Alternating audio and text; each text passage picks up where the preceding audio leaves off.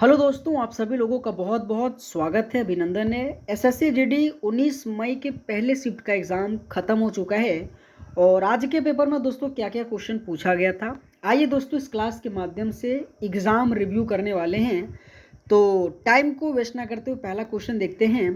पहला क्वेश्चन बहुत ईजी पूछा गया था कि सचिन तेंदुलकर ने अपना 100वां अंतर्राष्ट्रीय शतक किस टीम के खिलाफ और कहाँ पर लगाया गया था, जिसमें से पाकिस्तान, ऑस्ट्रेलिया, बांग्लादेश और श्रीलंका ऑप्शन दिया गया था। तो यहाँ पे याद रखिएगा बांग्लादेश के मीरपुर शहर था, वहाँ पे दोस्तों ये लगाया था, जो आपके पेपर के लिए बहुत इंपॉर्टेंट है। आपके एग्जाम में ये क्वेश्चन पूछा गया था। अगला क्वेश्चन पूछा गया था कि भारत के वह एकमात्र राष्ट्रपति कौन है जो निर्विरोध चुने गया था और इन्होंने 1977 में राष्ट्रपति पद ग्रहण किया था। देखो, निर्विरोध से संबंधित हमेशा नीलम संजीव रेड्डी से क्वेश्चन पूछा जाता है। तो यहाँ पे याद रखिएगा ऑप्शन नंबर सी इस क्वेश्चन का राइट आंसर आ जाएगा। ठीक है, नीलम संजीव रेड्डी जो कि निर्विरोध रूप में चुना गया था।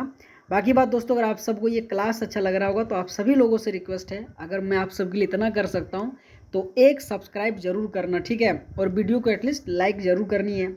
अगला क्वेश्चन पूछा गया था कि महिला कबड्डी मैदान की मानक लंबाई और चौड़ाई के आयाम क्या क्या होते हैं। देखो दोस्तों, अगर मैं 13 मीटर इंटू 10 मीटर की बात करूँ तो यहाँ पे मेल का आ जाएगा। ठीक है, अगर मैं मेल कबड्डी की बात करूँ तो इसके 13 मीटर लंबाई होते हैं और 10 मीटर चौड़ाई होता है। अगर मैं 12 मीटर और 8 मीटर की बात करूँ तो यहाँ आपके फीमेल का आ जाएगा। ठीक है, यहाँ आपके फीमेल का आ जाएगा, जो यहाँ पे याद रखिएगा। और इस क्वेश्चन का राइट आंसर आपके ऑप्शन नंबर बी आ जाएगा। ठीक है, 12 इंटू 8 मीटर इस क्वेश्चन का राइट आंसर आ जाएगा। अगला क्वेश्चन पूछा गया था कि वर्ष 2025 में विश्व बैंक समूह और अंतर्राष्ट्रीय मुद्रा कोष IMF की वार्षिक बैठक कहाँ पर आयोजित हुआ था। देखो दोस्तों, अगर दोस्त आप समिट से संबंधित क्वेश्चन नहीं पढ़ के जा रहे हो करंट अफेयर, तो कहीं ना कहीं एक क्वेश्चन आप गवा दोगे। ठीक है, इसीलिए दोस्त मैं कह रहा हूँ समिट आपके लिए बहुत इंपॉर्टेंट है, जाके बढ़िया तरीके से रिवीजन कर लेना। यहाँ पे वाशिंगटन DC और USA इस क्वेश्चन का राइट आंसर आ जाएगा। और यहीं पे 2025 के जो विश्व बैंक समूह और अंतर्राष्ट्रीय मुद्रा कोष का जो बैठक हुआ था ना, यहीं पे आयोजित किया गया था, जो आपके SSC GD के आज के पेपर में ये क्वेश्चन देखने को मिला था। ओके, अगला क्वेश्चन देखते हैं, और अगला क्वेश्चन भी आपके लिए इंपॉर्टेंट है कि भारत के 12वें मुख्य चुनाव आयुक्त जो कि CIC कौन थे, जिन्होंने वर्तमान मुख्य सूचना आयुक्त राजकुमार गोयल से ठीक पहले पद संभाला था। ये क्वेश्चन थोड़ा सा पुराना पूछ लिया था, लेकिन अगर मैं पूछूं वर्तमान अभी जो 2026-25 की बात करूँ तो वहाँ पे ज्ञानेश कुमार जी आ जाएगा। और यहाँ पे अगर मैं आंसर की बात करूँ तो हीरालाल सामरिया आ जाएगा, जो कि 12वें मुख्य चुनाव आयुक्त के रूप में बने थे। और आपके एग्जाम में थोड़ा ये क्वेश्चन पूछा, मतलब पुराना वाला पूछ लिया था, लेकिन 2026 की बात करूँ तो यहाँ पे ज्ञानेश कुमार इस क्वेश्चन का सही आंसर आ जाएगा, जो आप सब लोगों को याद रखनी है। दोस्तों, इस कंटेंट में आपको स्टैटिक जीके के साथ करंट अफेयर, जिसमें से इंपॉर्टेंट टॉपिक से संबंधित रखा हूँ, वर्तमान में कौन क्या समिट हो, पुरस्कार सम्मान हो, इंडेक्स हो, इसी के साथ स्पोर्ट्स करंट अफेयर और इसके साथ स्टैटिक जीके के महत्वपूर्ण टॉपिक। अगर दोस्तों अभी भी आपके पास टाइम है, अपने कमियों को सुधारना चाहते हैं, तो इस व्हाट्सएप नंबर के माध्यम से जुड़िएगा।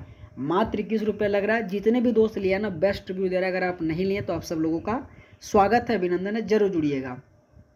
अगला क्वेश्चन पूछा गया था कि पारंपरिक जो गिद्दा लोक नृत्य है ना, उपयोग होने वाली जो कि बोलिया का क्या मतलब होता है। सबसे पहले अगर मैं गिद्दा की बात करूँ ना, तो गिद्दा पंजाब से संबंधित जो कि एक लोक नृत्य के रूप में सेलिब्रेट किया जाता है। लेकिन यहाँ पूछ रहा था इसका मतलब क्या है, बोलियों का मतलब क्या है। इसमें से नृत्य के कदमों की राशि, नृत्य के दौरान गाए जाने वाले लोक काव्य छंद या फिर गीत की पंक्तियाँ के बारे में कहता है, नर्तक को पहने जाने वाले पारंपरिक पोशाक के बारे में कहता है। तो यहाँ पे क्या आंसर आ जाएगा, बोले सर इस क्वेश्चन का राइट ऑप्शन नंबर बी आ जाएगा। ठीक है, यहाँ पे नृत्य के दौरान गाए जाने वाले जो लोक काव्य है ना, छंद या फिर गीत की जो पंक्ति होता है ना, इसी को आपको सही आंसर लगाना पड़ेगा। ओके, अगला क्वेश्चन ये रहा कि जब भारत के उपराष्ट्रपति राज्यसभा के पदेन सभापति होते हैं, तो अनुपस्थिति हो या राष्ट्रपति के रूप में कार्य कर रहे हो, तो राज्यसभा की बैठक की अध्यक्षता कौन करता है। देखो दोस्तों, आपके पेपर में हमेशा पदेन सभापति, ठीक है, अगर मैं पदेन सभापति की बात करूँ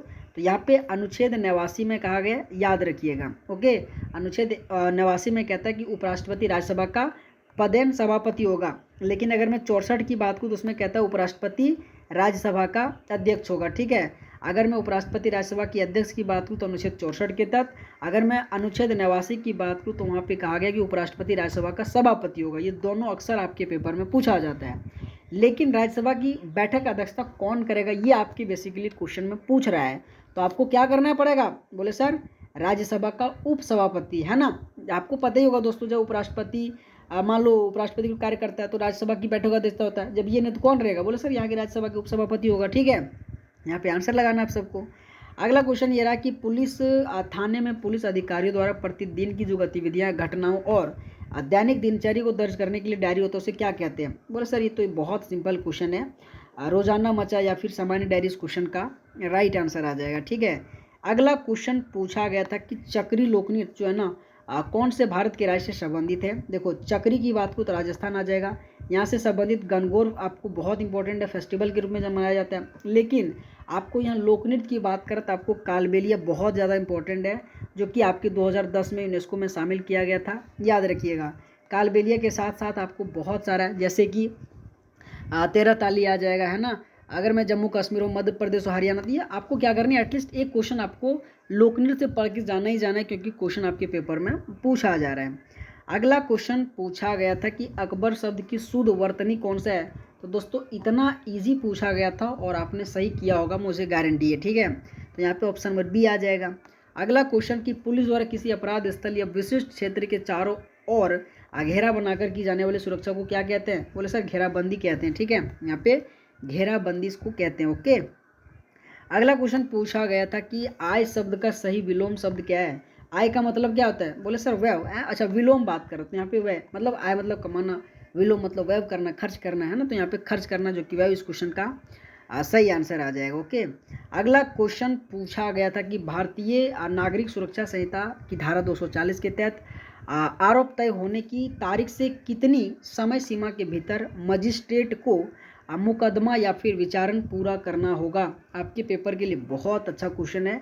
तो यहाँ पे 60 दिन इस क्वेश्चन का राइट आंसर आ जाएगा। ठीक है, 60 दिन इस क्वेश्चन का राइट आंसर आ जाएगा। अगला क्वेश्चन पूछा गया था कि ज्वालामुखी से बनी हुई झील कौन सी है।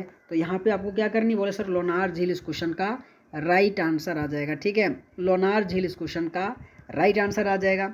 दोस्तों एक बार मैं पुनः कह रहा हूँ, अगर आपने को अभी भी सुधारना चाहते हो तो 21 रुपये वाला जो कंटेंट है ना जरूर लीजिएगा। 7856897115 इस व्हाट्सअप नंबर के माध्यम से जुड़िएगा। और अगर दोस्तों आप सबको ये क्लास अच्छा लगा होगा तो आप सभी लोगों से रिक्वेस्ट है, आप वीडियो को लाइक करके चैनल को जरूर सब्सक्राइब करना। ठीक है, ऑल द बेस्ट, आप सबका बहुत बहुत धन्यवाद। Thank you so much.